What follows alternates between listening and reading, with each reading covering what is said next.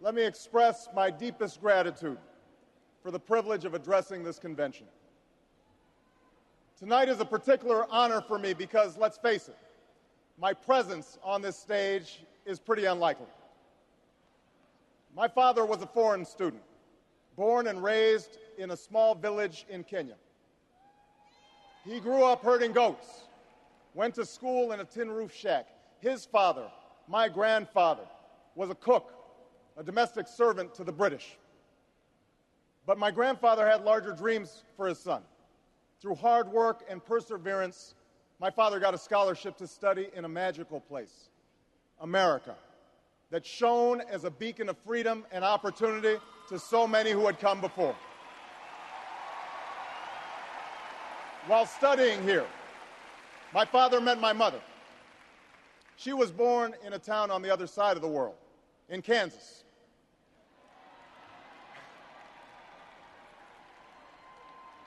Her father worked on oil rigs and farms through most of the Depression. The day after Pearl Harbor, my grandfather signed up for duty, joined Patton's army, marched across Europe. Back home, my grandmother raised a baby and went to work on a bomber assembly line. After the war, they studied on the GI Bill, bought a house through FHA, and later moved west, all the way to Hawaii in search of opportunity. And they, too, had big dreams for their daughter. A common dream born of two continents. My parents shared not only an improbable love, they shared an abiding faith in the possibilities of this nation. They would give me an African name, Barak, or Blessed, believing that in a tolerant America, your name is no barrier to success. They imagined me going to the best schools in the land, even though they weren't rich, because in a generous America, you don't have to be rich to achieve your potential. They're both passed away now. And yet I know that on this night, they look down on me with great pride. They stand here, and I stand here today, grateful for the diversity of my heritage, aware that my parents' dreams live on in my two precious daughters. I stand here knowing that my story is part of the larger American story, that I owe a debt to all of those who came before me, and that in no other country on earth is my story even possible.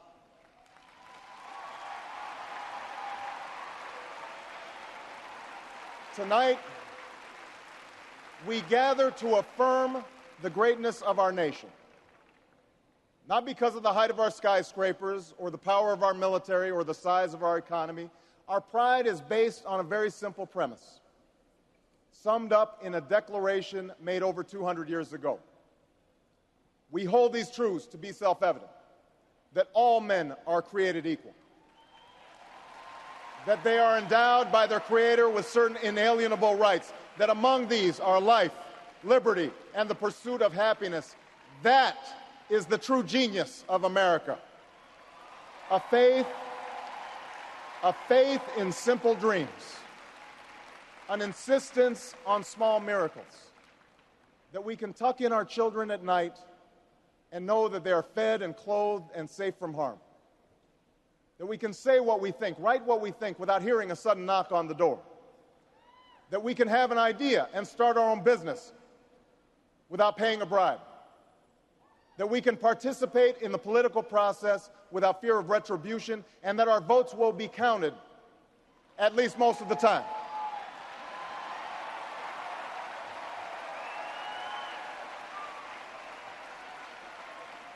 This year, in this election, we are called to reaffirm our values and our commitments, to hold them against a hard reality, and see how we're measuring up to the legacy of our forebears and the promise of future generations.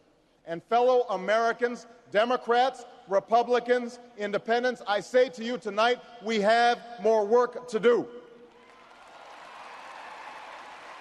More work to do for the workers I met in Galesburg, Illinois, who are losing their union jobs at the Maytag plant that's moving to Mexico, and now are having to compete with their own children for jobs that pay $7 an hour. More to do for the father that I met who was losing his job and choking back the tears, wondering how he would pay $4,500 a month for the drugs his son needs without the health benefits that he counted on.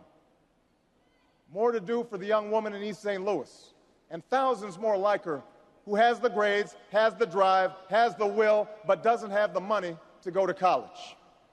Now, don't get me wrong. The people I meet in small towns and big cities, in diners and office parks, they don't expect government to solve all their problems.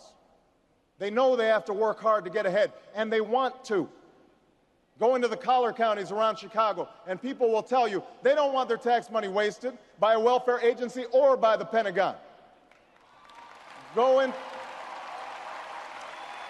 into any inner city neighborhood, and folks will tell you that government alone can't teach our kids to learn. They know that parents have to teach, that children can't achieve unless we raise their expectations and turn off the television sets and eradicate the slander that says a black youth with a book is acting white. They know those things.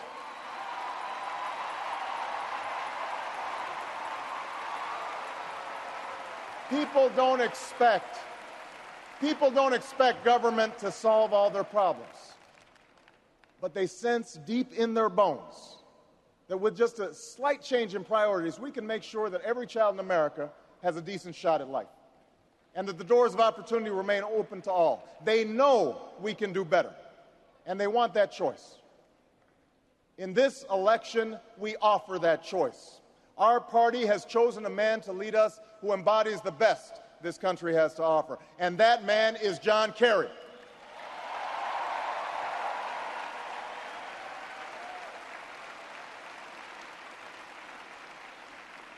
John Kerry understands the ideals of community, faith, and service because they've defined his life. From his heroic service to Vietnam, to his years as a prosecutor and lieutenant governor, through 2 decades in the United States Senate, he's devoted himself to this country. Again and again, we've seen him make tough choices when easier ones were available. His values and his record affirm what is best in us. John Kerry believes in an America where hard work is rewarded. So instead of offering tax breaks to companies shipping jobs overseas, he offers them to companies creating jobs here at home.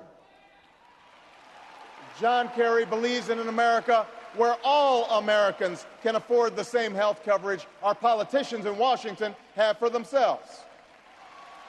John Kerry believes in energy independence, so we aren't held hostage to the profits of oil companies or the sabotage of foreign oil fields.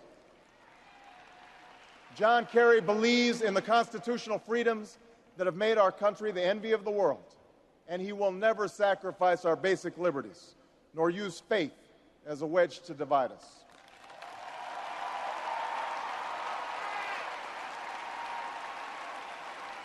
And John Kerry believes that in a dangerous world, war must be an option sometimes, but it should never be the first option. You know, a while back, I met a young man named Seamus in a VFW hall in East Moline, Illinois. He was a good-looking kid, 6'2", 6'3", clear-eyed with an easy smile. He told me he joined the Marines and was heading to Iraq the following week.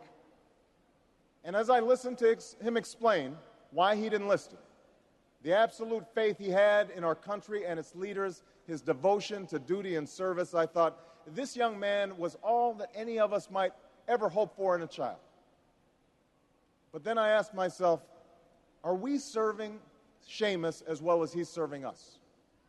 I thought of the 900 men and women, sons and daughters, husbands and wives, friends and neighbors who won't be returning to their own hometowns. I thought of the families I'd met who were struggling to get by without a loved one's full income, or whose loved ones had returned with a limb missing or nerves shattered, but still lacked long-term health benefits because they were reservists. When we send our young men and women into harm's way, we have a solemn obligation not to fudge the numbers or shade the truth about why they're going, to care for their families while they're gone, to tend to the soldiers upon their return, and to never, ever go to war without enough troops to win the war, secure the peace, and earn the respect of the world.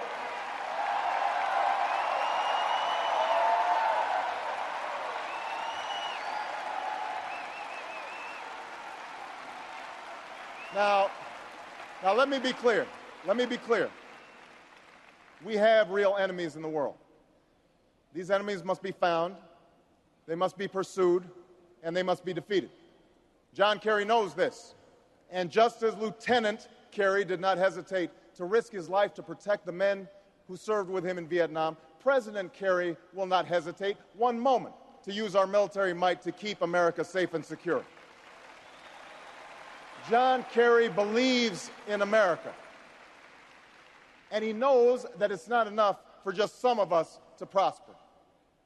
For alongside our famous individualism, there's another ingredient in the American saga, a belief that we're all connected as one people. If there's a child on the south side of Chicago who can't read, that matters to me even if it's not my child. If there's a senior citizen somewhere who can't pay for their prescription drugs and having to choose between medicine and the rent, that makes my life poorer even if it's not my grandparent. If there's an Arab American family being rounded up without benefit of an attorney or due process, that threatens my civil liberties.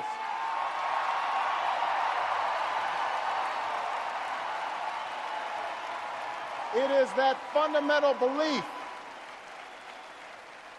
It is that fundamental belief, I am my brother's keeper, I am my sister's keeper, that makes this country work. It's what allows us to pursue our individual dreams and yet still come together as one American family. E pluribus unum, out of many, one. Now, even as we speak, there are those who are preparing to divide us. The spin masters, the negative ad peddlers, who embrace the politics of anything goes. Well, I say to them tonight, there is not a liberal America and a conservative America. There is the United States of America. There is not a black America and a white America and Latino America and Asian America. There's the United States of America. The pundits like to slice and dice our country into red states and blue states, red states for Republicans, blue states for Democrats. But I've got news for them, too. We worship an awesome God in the blue states, and we don't like federal agents poking around in our libraries in the red states. We coach Little League in the blue states, and yes, we've got some gay friends in the red states. There are patriots who opposed the war in Iraq, and there are patriots who supported the war in Iraq. We are one people, all of us pledging allegiance to the Stars and Stripes, all of us defending the United States of America.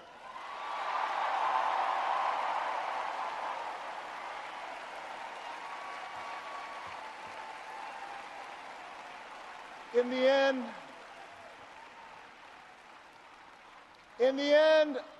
end, that's what this election is about. Do we participate in a politics of cynicism, or do we participate in a politics of hope?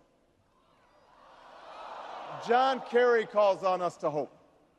John Edwards calls on us to hope. I'm not talking about blind optimism here, the almost willful ignorance that thinks unemployment will go away if we just don't think about it, or healthcare crisis will solve itself if we just ignore it. That's not what I'm talking about. I'm talking about something more substantial. It's the hope of slaves sitting around a fire singing freedom songs, the hope of immigrants setting out for distant shores, the hope of a young naval lieutenant bravely patrolling the Mekong Delta, the hope of a mill worker's son who dares to defy the odds, the hope of a skinny kid with a funny name who believes that America has a place for him too.